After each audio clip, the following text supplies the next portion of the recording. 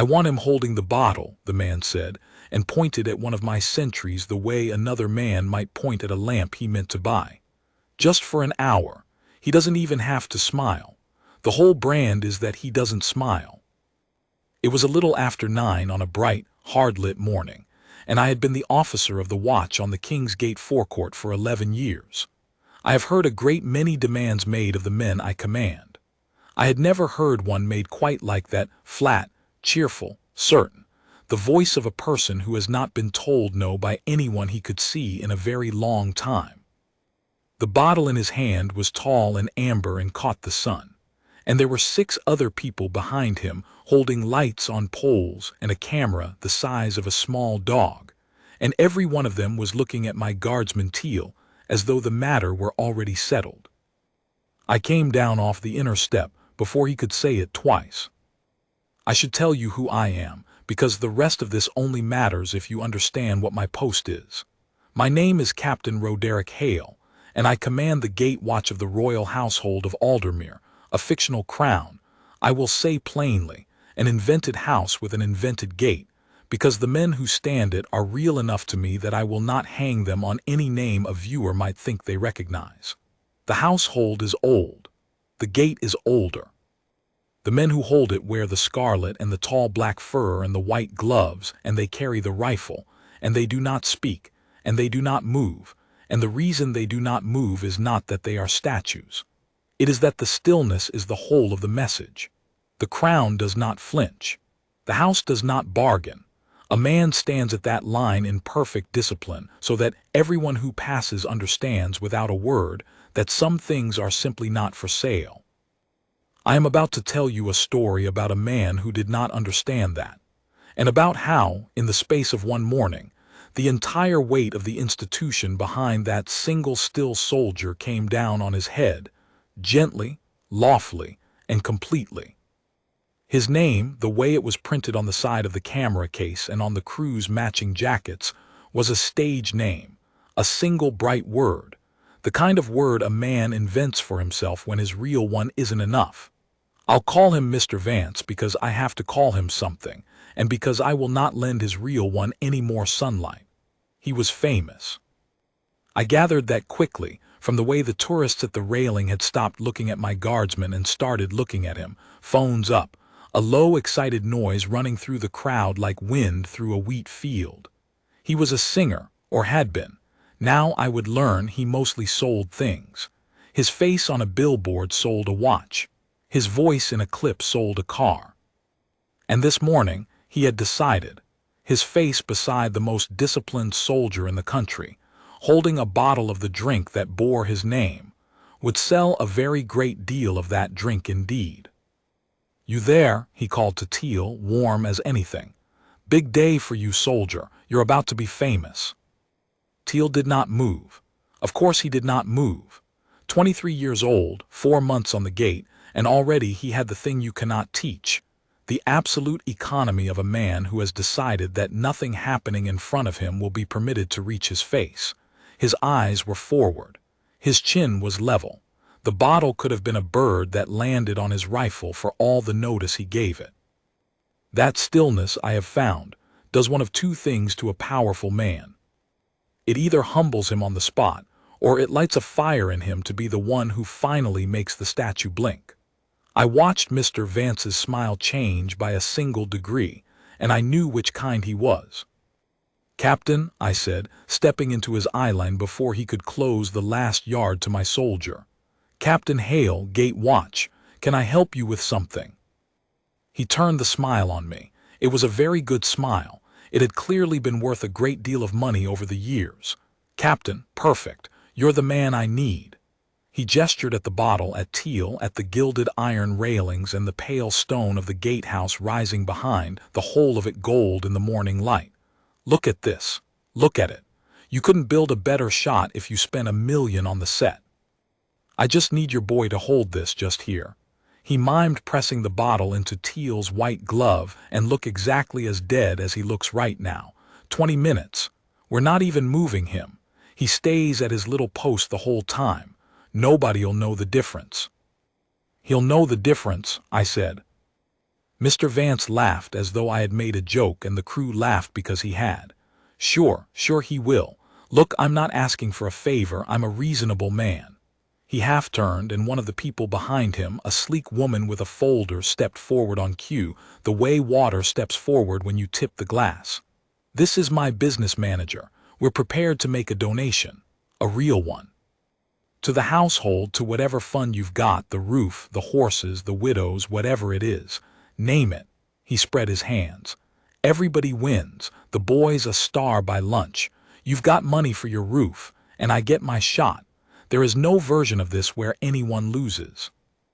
And there it was, the second demand, dressed up as generosity, which is the most dangerous shape a demand can take. The first time he'd merely pointed. Now he was reaching for his wallet, and a man reaching for his wallet genuinely cannot imagine the word he is about to hear. I have refused angry men and I have refused frightened men, and both of those are easy compared to refusing a smiling man who is sure he is being kind. He had no idea that the bottle in his hand had just become the most expensive prop he would ever fail to use. I let the offer hang in the bright air for a moment. The crowd at the railing had gone quiet to listen. Somewhere down the line, I knew, the sergeant of the watch had already clocked the lights and the camera and was drifting toward us without seeming to. Behind the gatehouse windows, behind the cool dark glass, other eyes had clocked it too, though Mr. Vance could not have known that. He thought he was talking to one weary officer he could buy or charm. He did not yet understand that he was not talking to a man at all.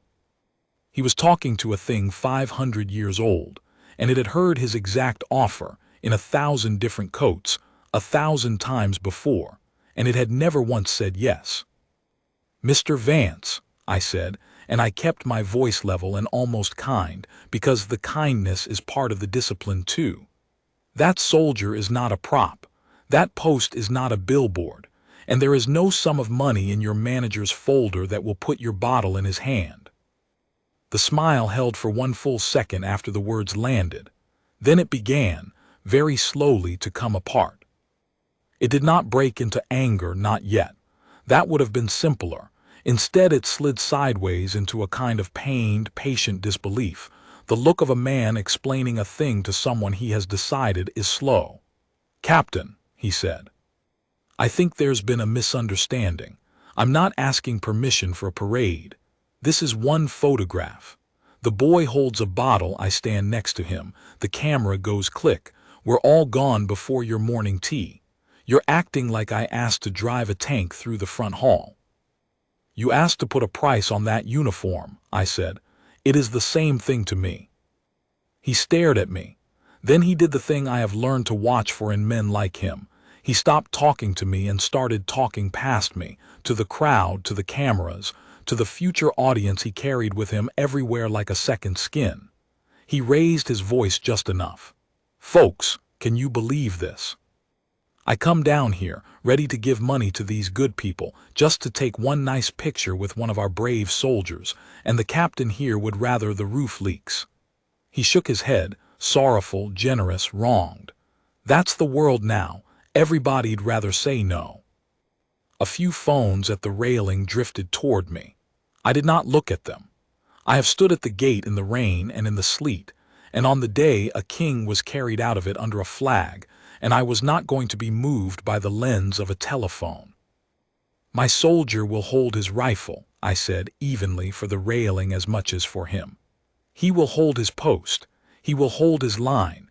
He will not hold your bottle, not for your money, not for your camera, and not for the roof. The household does not lend its men to sell things. It never has." "Everything's for sale," Mr. Vance said, and for the first time the smile was entirely gone. "Everything. That's not cynicism, Captain, that's just Tuesday. You think the Crown doesn't sell things. They've got a gift shop. They've got a tea towel with this exact gate printed on it. I've seen it. So don't stand there and tell me the soldier's sacred when you'll sell me a tea towel with his front door on it for $9.95. It was, I will grant him, the cleverest thing he said all morning, and the crowd felt it. There was a little murmur, a shifting, the sound of an audience that has just watched a point scored. He heard it and he grew an inch. He thought he had found the crack in the wall. He had found nothing. He had found the precise place where the wall is thickest and did not know it. "You can buy the tea towel," I said. "You can buy the gate printed on a cup and the fur hat made small for a toy and the postcard of the changing of the watch. The household sells the image of the thing freely to anyone with $9.95, and I hope you buy 10. But you cannot buy the thing itself. You cannot buy a yard of that man's stillness to stand your bottle in, because the moment that stillness is for sale, it stops meaning anything at all, and then your tea towel isn't worth $9.95 either. The whole gift shop runs on the fact that the gate is not for sale. You'd be buying the very thing that makes your photograph worth taking and spending it at the same time. I won't let you. Not because I'm cruel. Because it's my job to keep the thing real so that the tea towel can keep being charming." He blinked. I think it was the first genuine thought he'd had since he arrived. But a man does not abandon a campaign because of one genuine thought, and he had come too far in front of too many lenses to walk away empty-handed. So he tried the thing that had never once failed him before. He raised the number. The sleek woman with the folder stepped in again, and this time she did not speak of donations to the roof. She spoke a figure, a real one, a large one, the kind of sum that builds a wing rather than patches a tile, and she spoke it the way a surgeon names a procedure, calm, precise, certain that the size of it would do the persuading she did not have to. "We'd structure it as a grant," she said. "No conditions on the household's part beyond the single image. We'd indemnify you against any claim. Our lawyers can have the paper drawn by this afternoon. Captain, with respect, a sum like that doesn't come to a place like this twice in a decade. I'd hate for a misunderstanding at the gate to cost the household something it can't easily replace." It was very smoothly done.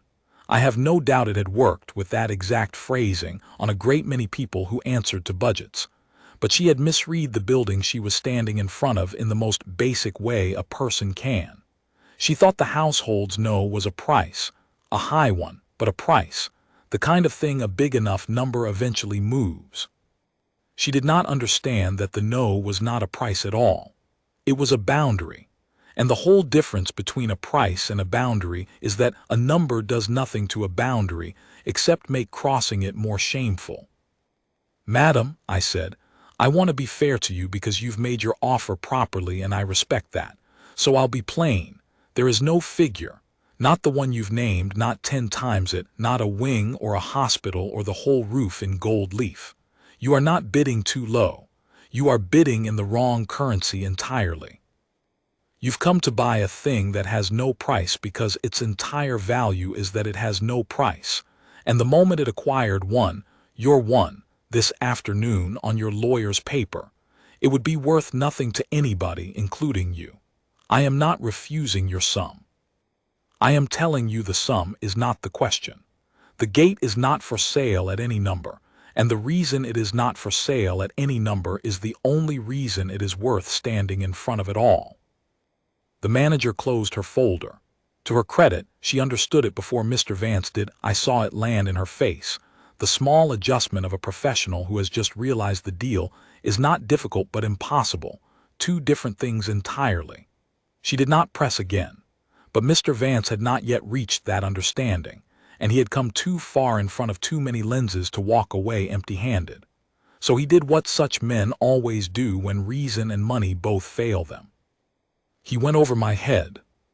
"Who's your superior?" he said. "Who do I call?" "Because I promise you, Captain, I know people who know the people who run this place, and one phone call from me and your boy is holding that bottle by noon, and you're explaining to someone with a lot more braid than you why you turned down a donation and embarrassed a friend of the household on a Tuesday morning." And here I confess, a younger officer in me wanted to tell him exactly how wrong he was. The older one held his tongue, because the older one knew something Mr. Vance did not. He thought a phone call up the chain was his weapon. He had no idea he was about to fire it directly at his own foot. The institution he was threatening to wake was not a sleepy office that would fold to a famous name. It was a 500-year-old reflex, and it was already quietly beginning to move. I had seen this exact mistake made once before, years earlier, by a far cleverer man than Mr. Vance, a film producer who had wanted to shoot a chase scene through the changing of the watch, and who, when refused, had gone over the heads of everyone in sight, all the way to the top, certain that fame and budget would carry the day. I had been a young sergeant then, and I had watched the whole thing from the railing, fascinated, as the producer climbed and discovered, rung by rung, that there was no rung above which the answer changed. The household had 100 doors he could knock on, and every one of them opened onto the same quiet no. He had spent 3 weeks and a fortune in lawyers learning a thing I could have told him in 3 seconds, that there is no one inside that house with the authority to sell the gate, because the gate does not belong to any of them. It belongs to the dead and the unborn as much as to the living, and no living man may auction off what he is only meant to hold in trust. The producer never understood it. He thought he had simply failed to find the right person. He had found every right person. They had all said the same word. Mr. Vance was about to take the same education, in a single morning, in front of a crowd. "You're very welcome to call," I told him. "In fact, Mr. Vance, I think you should. I think you should call the very highest person you can reach. I'll wait. My soldier will wait. He's good at waiting, it's the entire job." I gestured with what I hoped was courtesy toward the gatehouse and the cool, dark windows. "And while you do, I'll have a word with the comptroller's office myself. They handle all requests to use the household's image, every single one, yours included. I think it's best they hear about this directly." Something flickered behind his eyes, the first cold draft of doubt. He had expected a wall he could climb over by climbing on a bigger name. He had not expected the wall to have an office, a procedure, a 500-year habit of saying no, and a number he could not skip. But he was committed now, in front of the crowd, in front of his own crew, in front of the audience he could not see but always performed for. He took out his telephone. "Fine," he said, "watch this." While he made his call, walking a tight, angry circle by his amber lights, I made mine.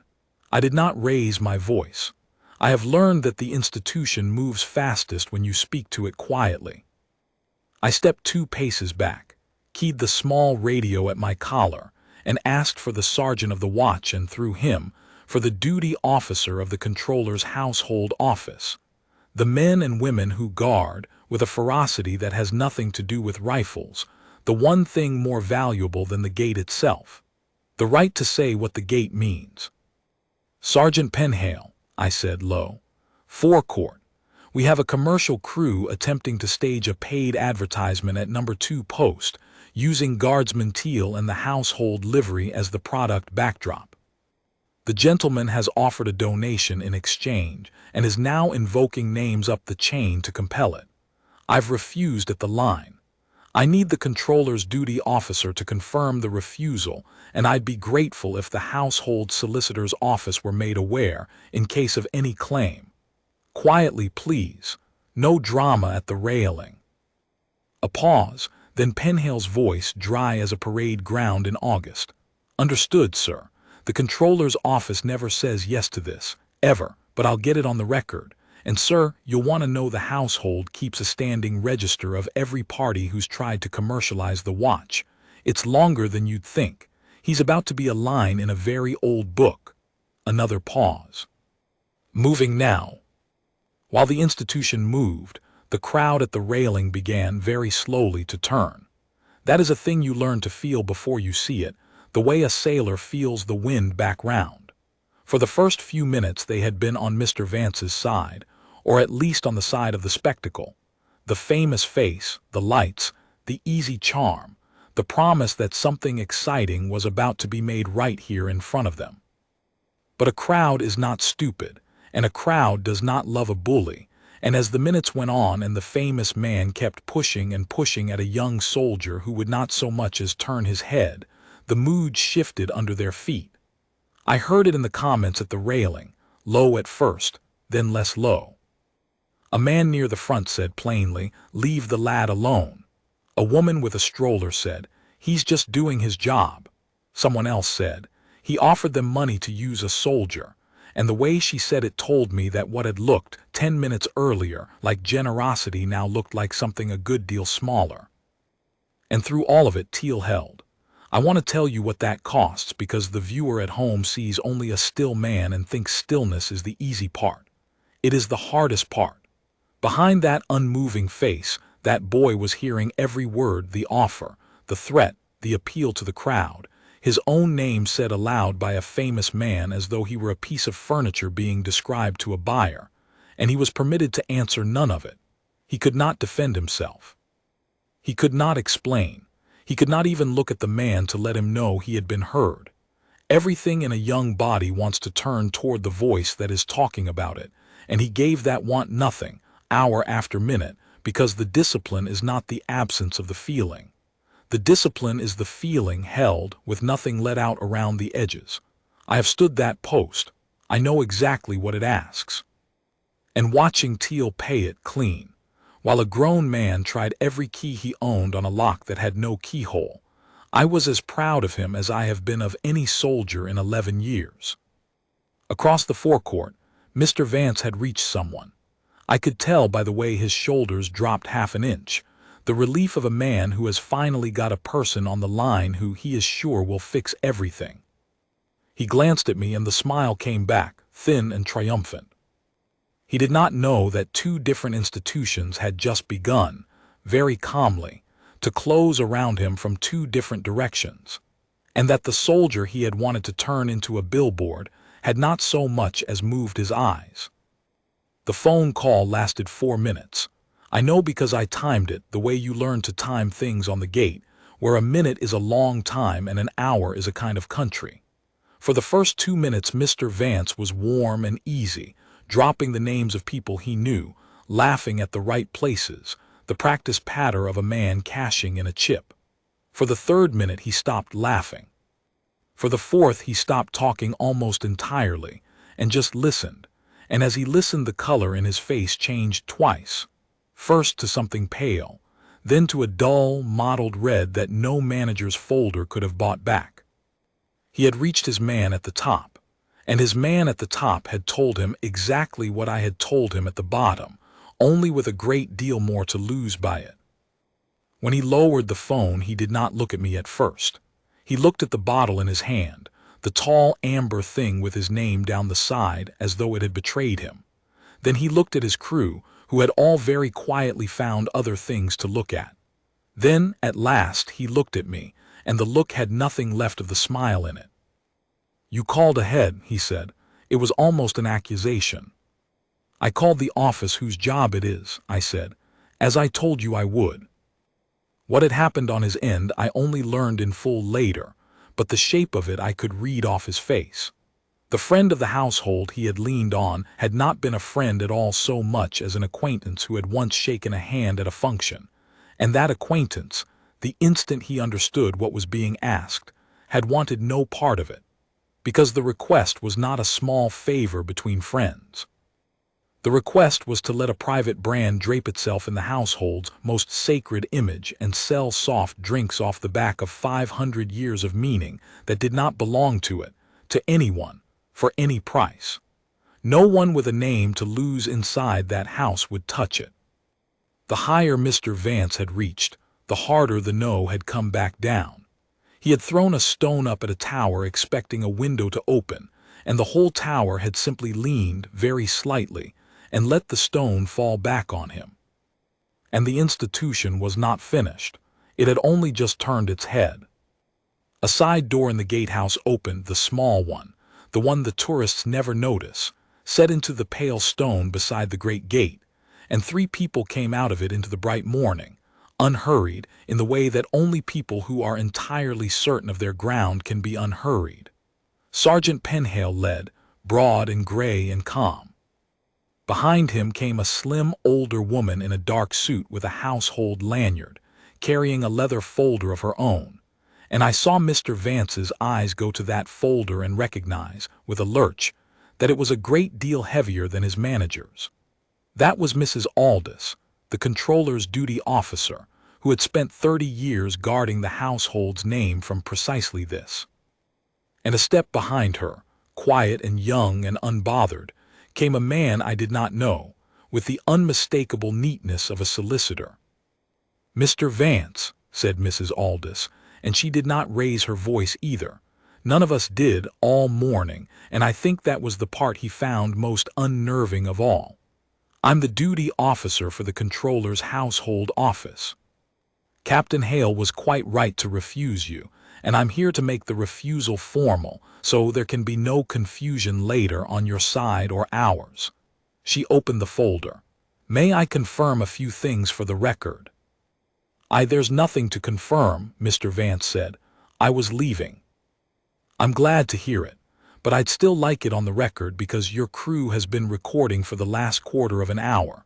She glanced mildly at the dog-sized camera, whose little red light was indeed still burning, and I would not want any of that footage to find its way into an advertisement, with or without the soldier in frame. So, she turned a page.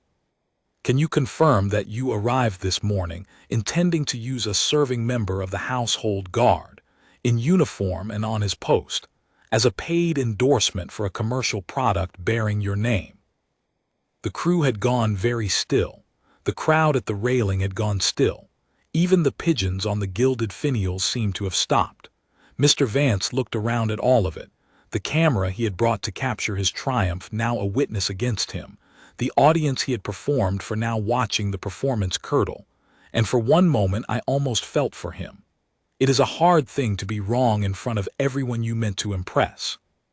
"It was a photograph," he said weakly. "It was going to be tasteful." "It was going to be an advertisement," Mrs. Aldous said, without heat. "The household's image, the gate, the livery, the men who stand it, is not licensed for commercial endorsement. It never has been. Not for a donation, not for a foundation, not for the most generous offer that has ever been made, and I assure you we have had offers that would dwarf yours." She closed the folder.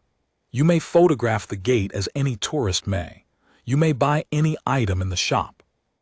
You may not stand a guardsman behind your product and call it an endorsement, and if any footage taken here today is used to imply that the household endorses your brand, this gentleman," she indicated the quiet young solicitor, who inclined his head a precise half-inch, "will be in touch, and the household has never lost one of these. Do we understand each other?" There was a silence, and into that silence, for the first time all morning, my guardsman Teal did a remarkable thing. He did absolutely nothing. He stood at his post exactly as he had stood at the start of it, eyes forward, chin level, the rifle at the correct angle, the white gloves clean, not one thread of him bent toward the camera or the crowd or the famous man being dismantled 6 feet from his left shoulder. And it struck me, watching the contrast, that his stillness was the whole argument made flesh. Everything around him had moved: the crew, the crowd, the powerful man, the institution itself. He alone had not. He could not be bought because he could not be reached, and he could not be reached because he had given himself entirely to the one thing the household had asked of him, which was to stand a line and mean it. You cannot rent a thing that is already wholly spent on something else. Mr. Vance looked at him then, really looked at him, perhaps for the first time as a man rather than a backdrop, and I watched the last of it go out of him. "Pack it up," he said to his crew, not loudly. "We're done." It should have ended there, and for him it nearly did. But the institution that protects a name does not move only at the gate, and I would learn over the following days how far the household's quiet reflex actually reached, and how thoroughly a powerful man had managed, in 20 minutes on a Tuesday, to embarrass himself in front of the one audience he could neither charm nor pay. The first thing was the register. Penhale had not been speaking idly. The household does keep a standing book, a real, leather-bound, unromantic ledger in the controller's office, of every party that has tried to commercialize the watch, going back further than anyone can comfortably read. Crews who have tried to film unauthorized adverts at the railing, companies who have tried to dress a model in something that looked like the livery. A car maker once who wanted the changing of the watch rescheduled around a launch. They are all in the book. Every one of them refused, and the book exists for exactly one reason, so that the next time any of them comes back or sends a lawyer, the household can open to the page and show that the answer has always been the same, to everyone with no exceptions, which is the only thing that makes the answer hold. Mr. Vance was entered that afternoon in a clean hand, dated, with a note of the refusal and the offer he had made. He is a line in a very old book now. It is, I think, the least famous he has ever been. The second thing was the footage. The quiet young solicitor was not for show. Within the week, the household's office had written courteously, immovably, to Mr. Vance's people, and to the brand whose name was on the bottle, putting it beyond any doubt that no image captured at the gate that morning could be used anywhere to suggest that the Crown or its guard endorsed the product, and that any such use would be met at once. There was no shouting in the letter. There never is. But everyone who received it understood that it came from an institution that had been winning this particular argument since before the brand, the bottle, and Mr. Vance's grandparents were born, and that it would still be winning it long after all three were forgotten. The advertisement was never made. The amber bottle, so far as I know, sold exactly as well as it would have anyway, which is to say it did not need the gate at all. It had only wanted it, the way a man with everything wants the one thing he is told he may not have. What surprised me, when Penhale told me, was that the brand folded faster than the man. The company whose name was on the bottle had a board and shareholders and a great deal more to lose than one famous face, and the moment their people read the household's letter, they wanted the whole thing buried so deep it would never see daylight. They had imagined, I suppose, a charming photograph that would make their drink look like part of the furniture of the nation. What they had nearly bought instead was a story about a beloved company trying to rent a soldier, and there is no sum of marketing that survives that story once it is out. They understood, far quicker than Mr. Vance had, that the gate was worth everything to them precisely because it could not be bought, and that the surest way to make their bottle look cheap was to succeed in cheapening the one thing in the country that wasn't. They sent their own letter back within the day, apologetic, withdrawing any claim to the footage, eager to be forgotten. The institution had not even needed to raise its voice. It had only needed to be exactly what it had always been, and to let the powerful work out on their own what that meant for them. Penhale found me at the post that evening as the light went long and gold across the cobbles. He stood beside me for a while, the two of us watching the relief change over, the old ceremony of it, the stamp and the turn and the handing of the line from one still man to the next, the way it has gone for longer than either of us has been alive. "You know what he never grasped," Penhale said at last. "Your man with the bottle. He thought the post was empty. He looked at that boy standing there with nothing in his hands and his eyes front, and he thought, there's a space going spare. I'll put my product in it. He couldn't see that the post is the fullest thing on this whole forecourt. There's no room in it for a bottle because it's already filled, right to the brim, with the only cargo it was ever meant to carry." He nodded at Teal, coming off the line now, unbending at last, an ordinary tired young man again. "That's why you can't rent it.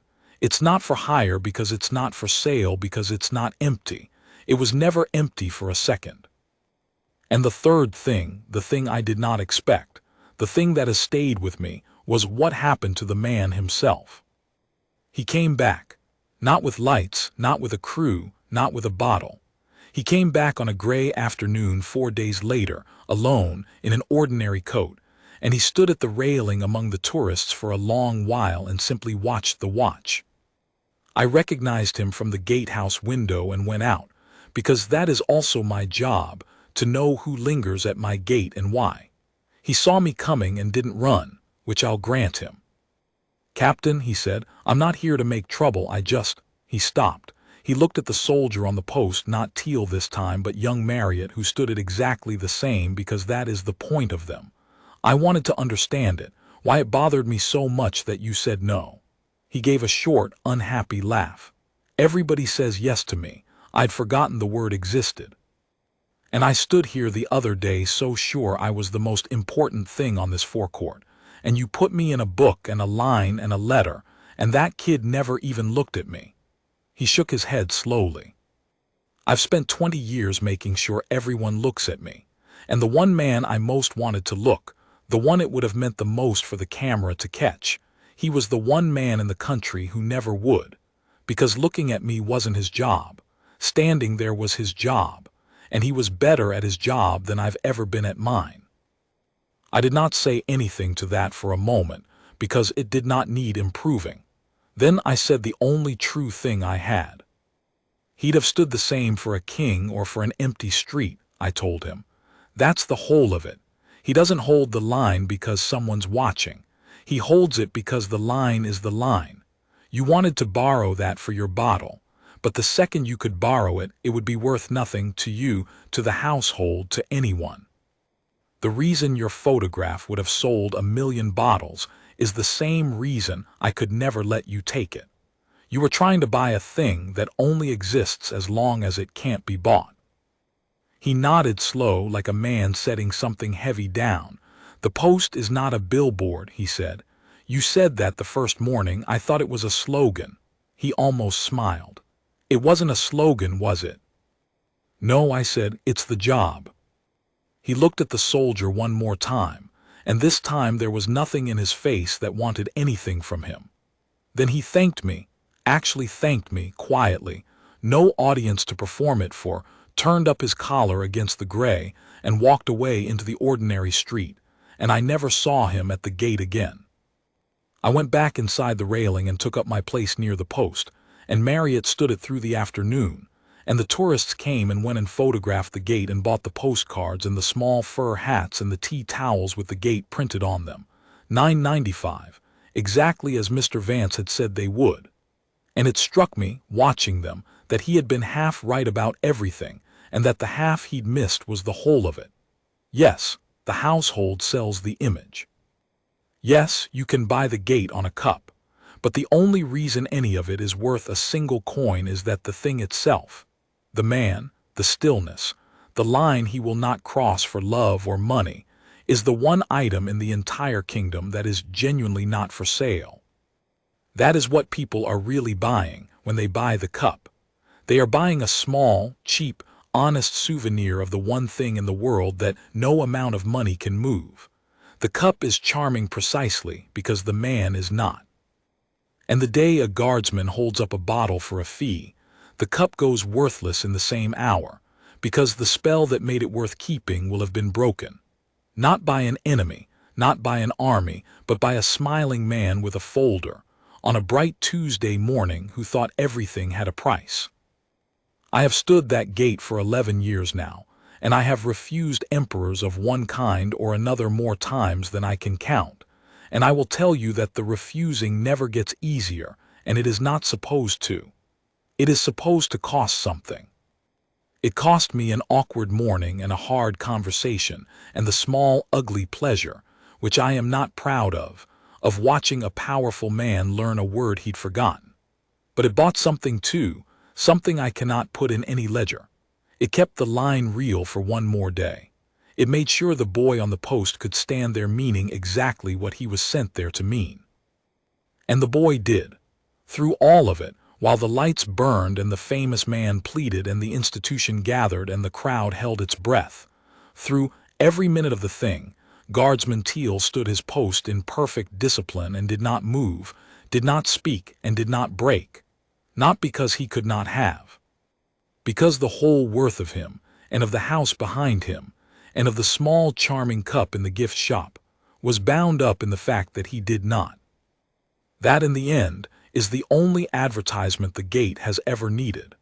A man who cannot be bought, standing still in the morning light, holding nothing in his white-gloved hands but the line he was given to keep.